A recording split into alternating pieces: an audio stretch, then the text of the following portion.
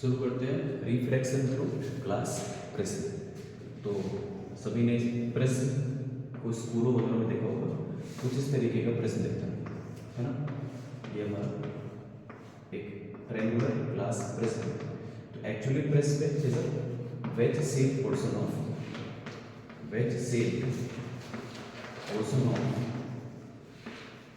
Transparent refractive medium. Transparent refracting medium. The prism is a wedge shaped portion of transparent refracting medium, जिसके 3 rectangular face है, 3 rectangular face है और 2 triangular face है। 2 triangular face A, B, C, D, E, F। तो इसके जो 2 rectangular face है दोनों आपस में इंक्लाइंड है किसी एंगल पे। इन दोनों रेक्टेंगुलर फेस को हम लोग बोलते हैं reflecting faces, A B E D और A C F D. A C F D ये दोनों क्या है, रिफ्लेक्टिंग फेस करते हैं। और ये दोनों रिफ्लेक्टिंग फेसेस जिस एंगल पे इंक्लाइंड है इसको हम क्या बोलते हैं, एंगल ऑफ प्रिज्म। दोनों रिफ्लेक्टिंग फेसेस एंगल पे इंक्लाइंड है उसको क्या बोलते हैं, एंगल ऑफ प्रिज्म। तो angle between refracting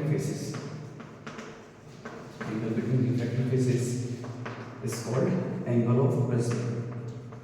angle of prism या इसी को हम बोलते हैं रिफ्रैक्टिंग एंगल भी है। याद रखना है कि रिफ्रैक्टिंग एंगल है एंगल ऑफ प्रिज्म। ठीक, इसका एक बेस लिखा होगा BCFD। तो तीसरा रेक्टेंगुलर फेस है तो इसका बेस, प्रिज्म का बेस। 2 ट्रायंगुलर फेस है ABC और DEF। तो ABC सामने वाले फेस को हम लोग प्रिंसिपल सेक्शन कहते हैं। तो ABC क्या है, इसका प्रिंसिपल सेक्शन है। प्रिंसिपल मतलब मेन सेक्शन हो गया इस प्रिज्म का। तो हमको डिस्कस करना है refraction of light through glass prism. तो किसी ग्लास प्रिज्म से लाइट कैसे रिफ्रैक्ट करता है तो उसको शुरू करते हैं। ठीक, अब देखते हैं तो रिफ्रैक्शन थ्रू ग्लास प्रिज्म में पहले हम लोग उस प्रिज्म का प्रिंसिपल सेक्शन मतलब सामने से जो ट्रायंगुलर फेस है उसको बनाना है। तो ये हमारा हो गया prism ABC, triangular prism A B और C। ये एंगल ऑफ प्रिज्म हो गया। ठीक, मान लेते हैं कोई लाइट PQ इस फेस AB पर इंसिडेंट हो, कोई लाइट PQ फेस AB पर इंसिडेंट हो, लाइट PQ जिस पॉइंट पे गिरा वहां से क्या ड्रॉ करेंगे, एक नॉर्मल। ठीक, लाइट जा रहा है रेयर से डेंसर में तो it will bend towards the normal. Light को जाना चाहिए सीधे, light travels in straight line, लेकिन प्रिज्म के आने की वजह से लाइट नॉर्मल की तरफ बेंड कर जाएगा। अब लाइट इंसिडेंट हुआ फेस AC पे, जिस पॉइंट पे गिरा फिर से वहां से क्या ड्रॉ करेंगे, नॉर्मल। अब लाइट जा रहा है डेंसर से रेयर में तो it will bend away from normal.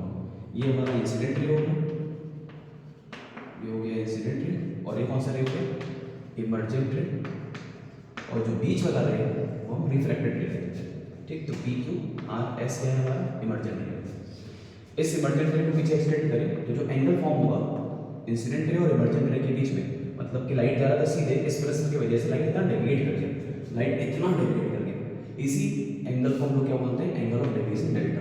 तो डेल्टा यहाँ पर क्या दिखा रहा है, एंगल ऑफ डेविएशन। तो पहले याद रखना delta is what, angle of deviation, मतलब angle form between incident ray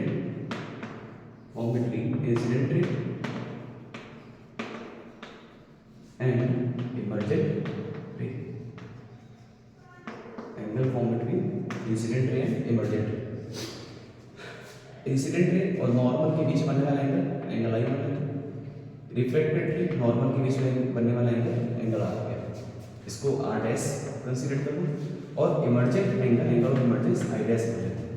ठीक, तो I डैश R डैश इस तरीके से याद रखना। ये I है तो ये पूरा I होगा तो ये कितना बचेगा, ये angle I minus R। Similarly ये पूरा I डैश है तो ये पूरा I डैश होगा तो ये कितना बचेगा, I dash minus R dash, I dash minus R dash. ठीक, तो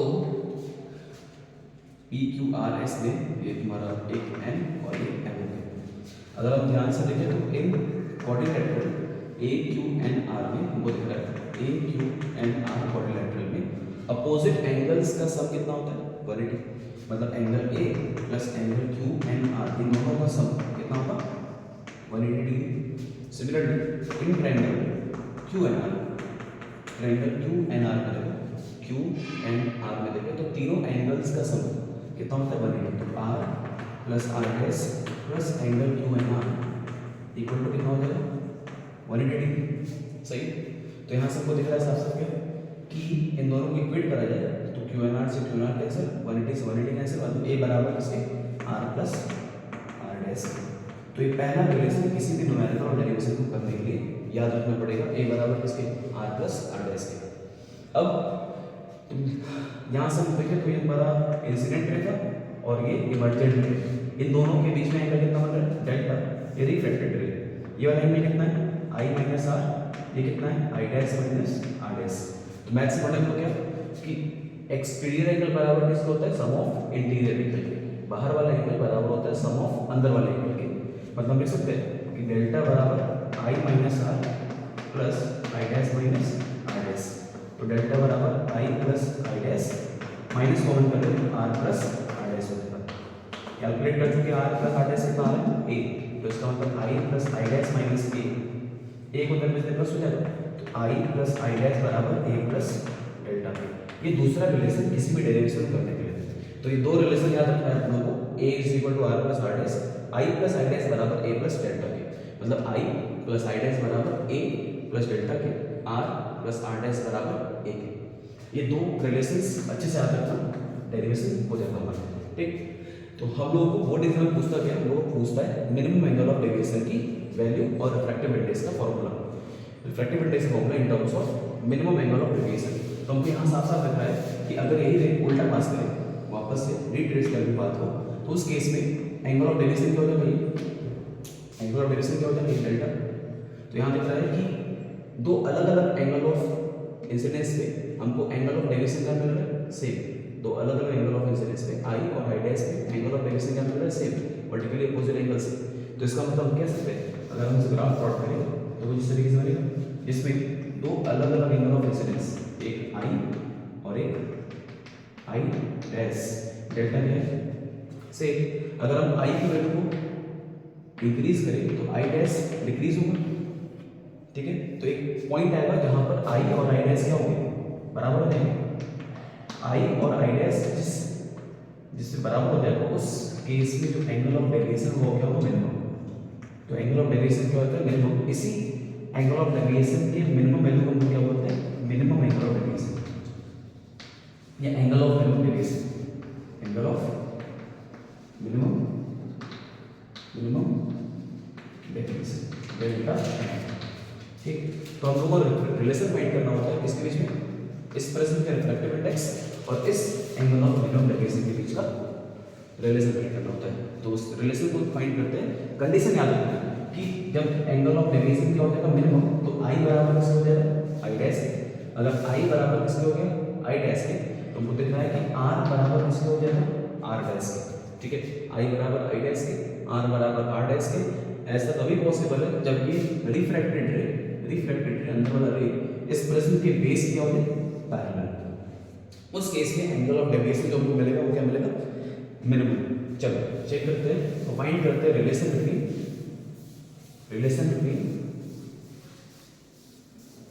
refractive index and angle of minimum deviation. तो एंगल ऑफ मिनिमम डेविएशन का डेफिनेशन क्या है, angle of minimum deviation, angle of minimum deviation मतलब minimum value of angle of deviation, minimum value of angle of deviation, angle of deviation suffered by ray on passing through prism, prism पे पास होते हुए जो angle of deviation का minimum value बनेगा उसको क्या बोलते हैं angle of minimum deviation on passing through prism. ठीक, इसको डिनोट करते हैं क्या डेल्टा एम से, denoted by delta M. Conditions क्या है हमारा कि for delta is equal to delta M, I बराबर किसको हो जाएगा आई डैश के, एंड आर बराबर किसको हो जाएगा आर डैश के।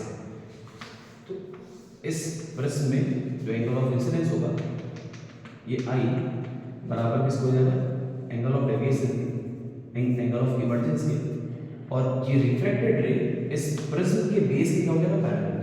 तो reflected ray becomes parallel to base of prism, is parallel to base of prism। उस केस में एंगल ऑफ डेविएशन क्या हो जाएगा, मिनिमम।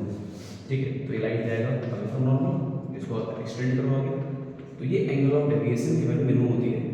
यहाँ से एक और नॉर्मल ड्रॉ करें तो ये आई डैश होगा, आई और आई डैश बराबर आर और आर डैश इक्वल, और रिफ्रैक्टेड रे प्रिज्म के बेस से क्या हो जाएगा, पैरेलल।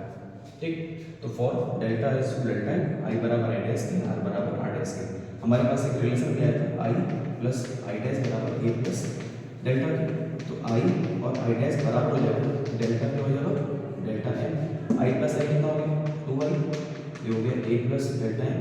तो आई की वैल्यू कितनी आ गई, A plus delta M by angle of incidence equal to.